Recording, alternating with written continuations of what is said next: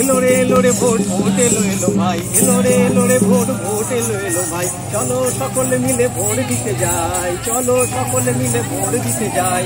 পায়ে ঘুঙুর, হাতে ধরা একটি ব্যানার, পরনে ঘাগরা আর মুখে ছড়া, পথে পথে সচেতনতার নয়া বার্তা নিয়ে ঘুরছেন গোলাপ সুন্দরী।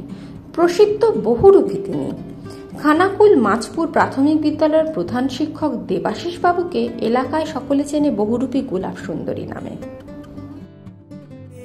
এলো রে ভোট ভোট এলো এলো ভাই, এলো রে ভোট ভোট এলো এলো ভাই, চলো সকলে মিলে ভোট দিতে যাই, চলো সকলে মিলে ভোট দিতে যাই, চলো সকলে মিলে ভোট দিতে যাই। ও দাদা বৌদি, ও দাদা বৌদি, ও দাদা ঠাকুমা, ও দাদা বৌদি, ও দাদু ঠাকুমা, ভোট দেবে কোনখানে, ভোট দেবে কোনখানে? পছন্দের চিহ্নের মাঝখানে, পছন্দের চিহ্নের মাঝখানে। রাগ দুঃখ অভিমান যা আছে ভাই, রাগ দুঃখ মান অভিমান যা আছে ভাই, ভোটের মেশিনে তার জবাব দেয়া চাই, ভোটের মেশিনে তার জবাব দেয়া চাই। সকলে মিলে আমরা সরকার গড়ব, সরকার গড়ব, দেশের ভালো মন্দের অংশীদার হব, দেশের ভালো মন্দের অংশীদার হব। নির্বাচন কমিশন আছে ওগো ভাই, নির্বাচন কমিশন আছে ওগো ভাই, ভোট দেয়া নিয়ে তাই চিন্তা করো নাই, চিন্তা করো নাই। এলো রে ভোট, এলো রে ভোট ভোট এলো ভাই, চলো সকলে মিলে আমরা ভোট দিতে যাই, তো সকলে মিলে আমরা ভোট দিতে যাই। এলো রে ভোট, সবাই ভোট দেবেন। এই ভোটে সবাই সবার ভোটই আমাদের দেশের সরকার গঠন হবে।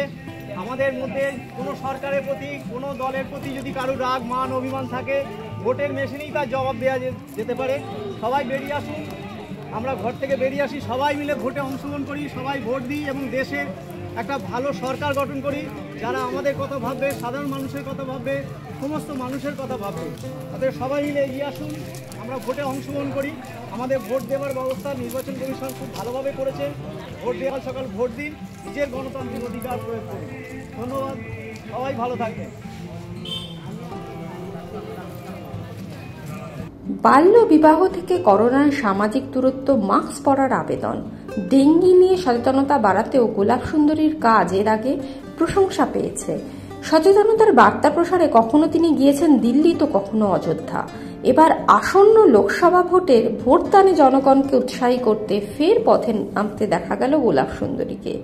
এদিন তাকে দেখা যায় হুগলিতে, পথনাটিকার মাধ্যমে মেলায় করলেন ভোটদান নিয়ে প্রচার। শুনে নিন কি বলছেন তিনি।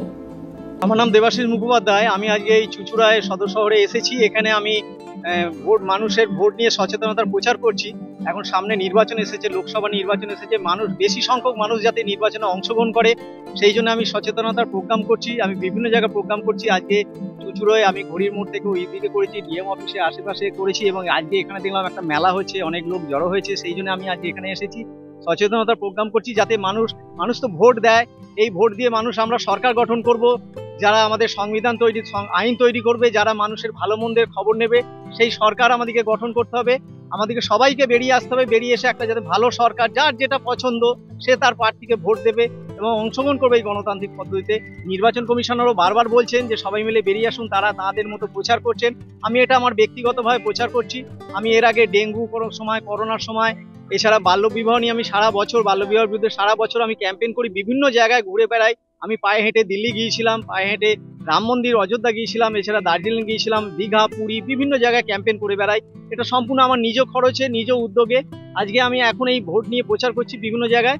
আমি চাই আমাদের পশ্চিমবঙ্গের মানুষ রাজনৈতিক সচেতন, মানুষ ভোট দেয়, হয়তো 80-82% ভোট হয়। আমি চাই সেটা আরো যদি পার্সেন্টেজটা বাড়ে, আরো তাহলে সরকারের উপর একটা চাপ থাকবে যে হ্যাঁ, এত মানুষ আমাদেরকে ভোট দিয়েছে, অতএব তাদের জন্য ভালো কিছু করি, দেশের জন্য ভালো কিছু করি। তাহলে আমরাও বলতে পারবো সরকার, যদি আমরা ভোটে অংশগ্রহণ না করে কোনো সরকার খারাপ কাজ করলে তাকে সমালোচনা করা আমাদের সেটা সাজে না।